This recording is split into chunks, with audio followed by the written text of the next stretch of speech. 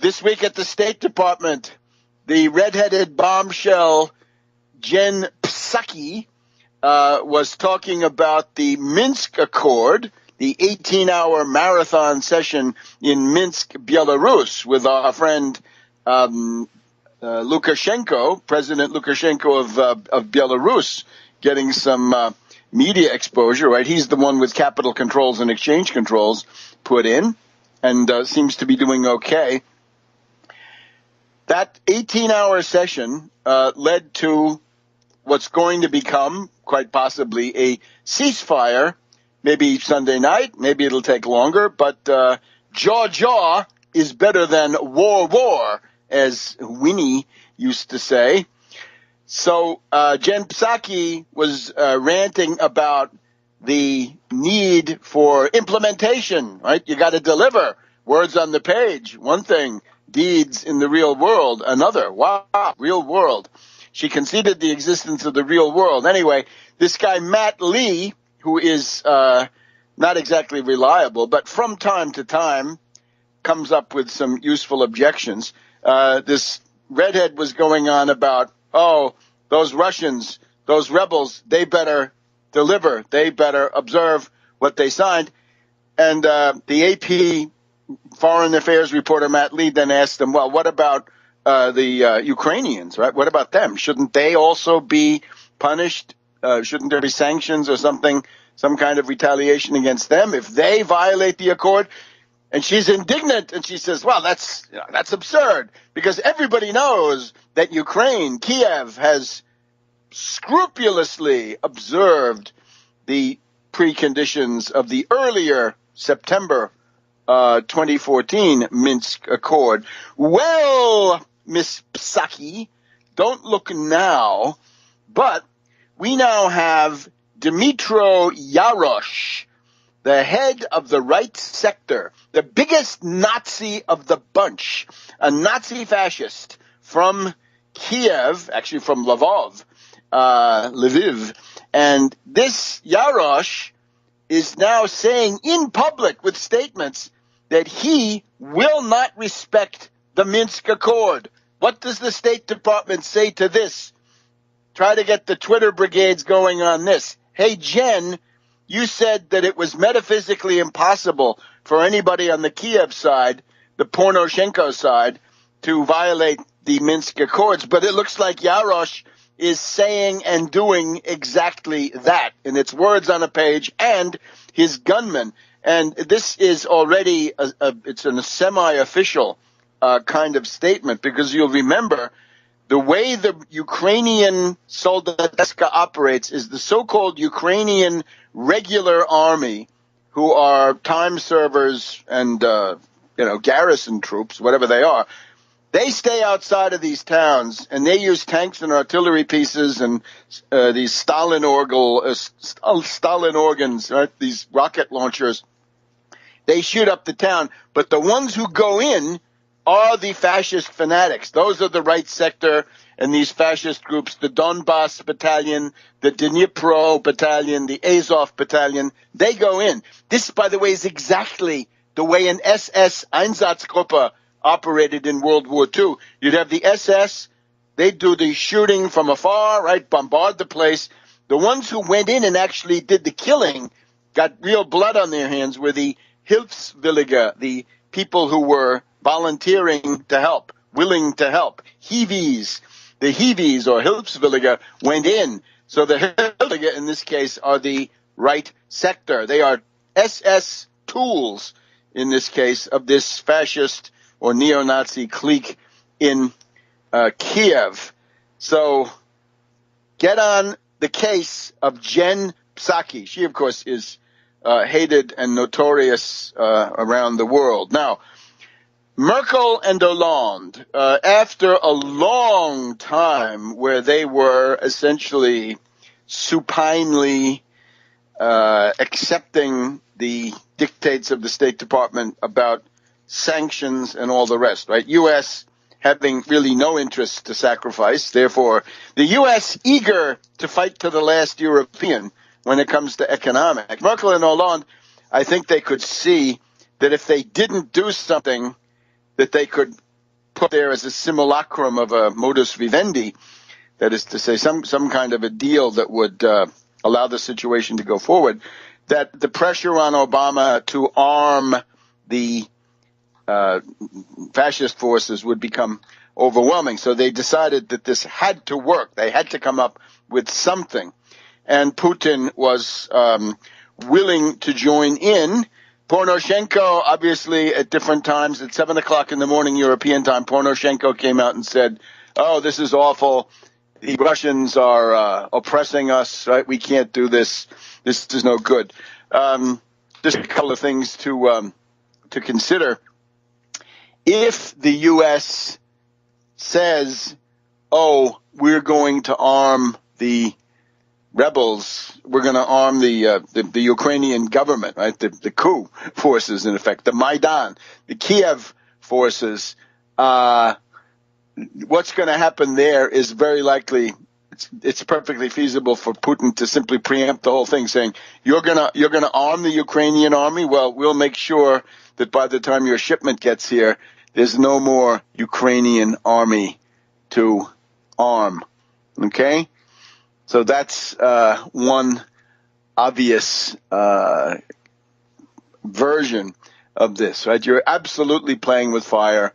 It is an act of war, and we have this interesting article from a number of think tanks in Moscow saying, in effect, that this will be considered an act of war, and there will be asymmetrical responses. What might an asymmetrical response be? One of them seems to say, well, Russia could join in with Iran and Syria and launch those forces in a proxy attack on Saudi Arabia. Why not? And let the U.S. Deal with that, right? That would obviously upset the financial as well as economic apple cart. We also want to note the presence of the French philodoxer Bernard-Henri Lévy, BHL, this warmonger.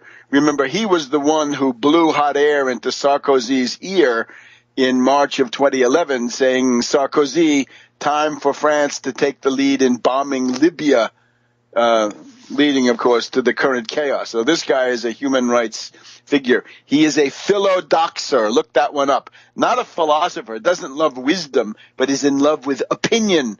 And opinion in the Platonic scale is the lowest form of human mental activity. Understanding is better. Reason still better.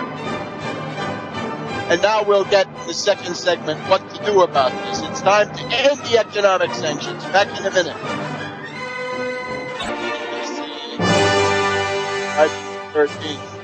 Friday the 13th, 2015, in February. So, here's what needs to happen right now. Even Kerry, in an unguarded moment, right, since his mind is like a rag bag, he sometimes just says things. Time to end the sanctions. Now that this deal is in place, whatever this is, let's not wait around for it to get into difficulty. Let's build on it.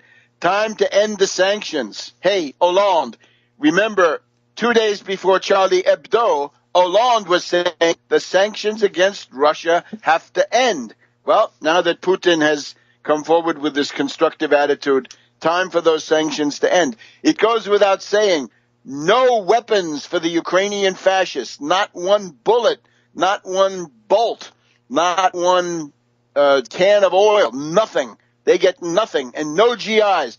And how can you have American forces training fascists from the right sector and these other neo-Nazi groups? The United States, one thing we have going, this was the preeminent anti-Nazi power, never allied. No Ribbentrop-Molotov pact, no appeasement, no nothing. Roosevelt's quarantine speech, Chicago, 1938. Look at that. So the U.S. relatively okay in that regard. Now what are we going to do? Retroactively endorse Hitlerism through this group in Ukraine? No, no, no. One thing we obviously have to think of, the CSCE 1975 Helsinki Accords, right, that said that the borders in Europe were final, right? This is in lieu of a peace treaty after World War II, which had never occurred. The problem with this is the formalism of borders is okay, but there's a content aspect, which is what government? If you have a color revolution overthrowing the government, right, as in the case of Ukraine 2004, Ukraine 2014, the color revolution is an act of war. And obviously that means that whatever government remains within those borders is not the legitimate government. So the Helsinki provisions have to be expanded, I would say, in order to take care of that situation. We have Senator Imhoff. Senator Imhoff is proving the statement by P.T. Barnum that there's a sucker born every minute. A group of fascists from the Ukrainian Rada came over and gave him some pictures. Oh, look at these Russian tanks crossing our borders. Problem was, it was the border of Georgia, 2008, not today. And you'll remember, in 2008, Cheney wanted to bomb that tunnel. That would have been a one-way ticket to World War III. Just what we needed. Robert Parry has, better late than never, has discovered that the Donbass, Dnieper, and Azov battalion have Nazi insignia, swastikas, Wolfsangel, and the rest. And he correctly and usefully takes to task Rick Lyman, nomen est omen, right? His name is his program. Rick Lyman of the New York Times has been writing from Mariupol as if this were the last holdout of democracy and human rights, and of course it's not. And this place may also fall to the Russians in the next couple of days. The pro-Russians. Croatia had said that Croatian citizens were indeed part of this Condor Legion, foreign legion, fighting for Kiev in the Azov battalion, but this Tusk, the Tusker, the elephant in the room, Tusk, the former Polish politician, he denies it, right? And he's now the president of the European Union Commission. Now, we need to also look at what Putin had to say. Putin, this is the famous remarks. This was not the best night of my life, but the morning is good. We were able to resolve the main issues. Why did it take so long? Because the Kiev fascists, who are they're based on fascist gangs, they all of a sudden won't talk to the representatives of Donetsk and Lugansk. So that had to be done with the four heads of state and government in one room, and then the OSCE contact group in another room, and functionaries shuttling back and forth, as everybody says something. So every time somebody makes a statement, it's got to be translated and taken into the next room. So ceasefire to begin at midnight on February 15th. That means then and not before.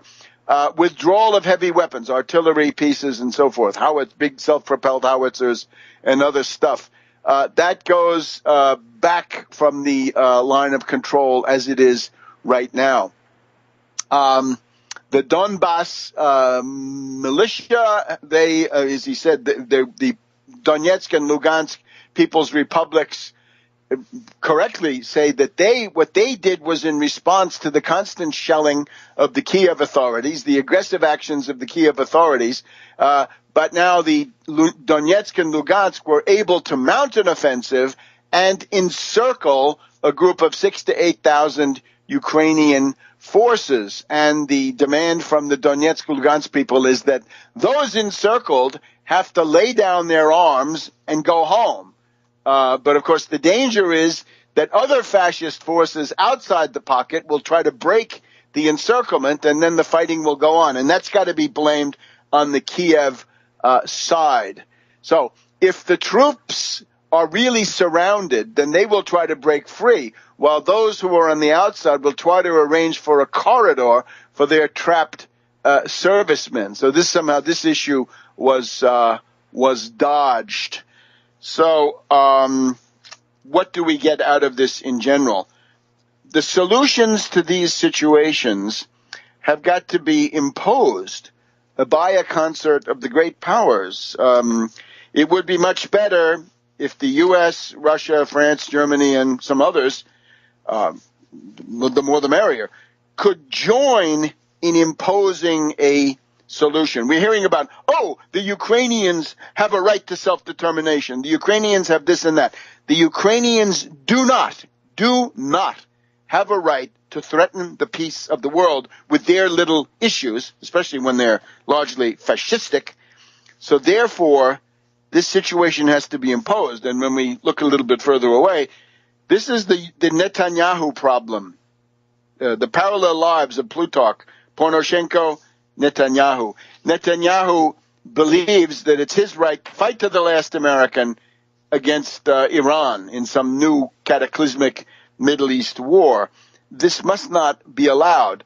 The general outlines of the solution for the Middle East are known, and the general outlines for Ukraine are known. In the case of Ukraine, it is Finlandization or Austrianization, that is, permanent neutrality, actions to discourage Russophobic hate propaganda on the internal front, September 2014 Minsk Accord. Well, Miss Psaki, don't look now, but we now have Dmytro Yarosh, the head of the right sector, the biggest Nazi of the bunch, a Nazi fascist from Kiev, actually from Lviv.